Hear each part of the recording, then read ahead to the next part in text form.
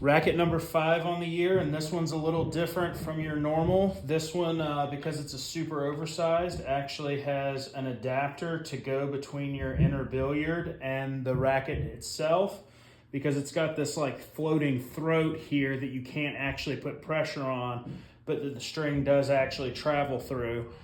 In addition to having the floating throat and being a super oversized, this particular client brings me packs of string, and since this is a super oversized, these packs will have to be cut exactly in half, and then I'll probably still have to bridge clamp to make it all work at the end, but we'll see how it goes.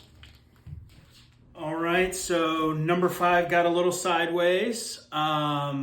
Like I said earlier, the client brings their own string for this particular racket. Well, unfortunately, I cut the string in half, went to string the mains, and I got about 3 done on one side, started down the other side, and the string popped.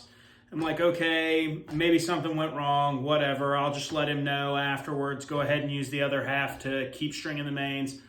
Same thing, got 5 in on one side, 3 in on the other side, and the string popped again. And I'm like, okay, bad set of string. I tried to call him to ask him what he'd like to do with the poly. Ended up having to text him to see what he wanted to do with the main and wait on him to come back. No problem, whatever. Replaced the main with a 16 gauge black poly, 16 gauge synthetic cross. Got the racket done. It's strung at 58 pounds.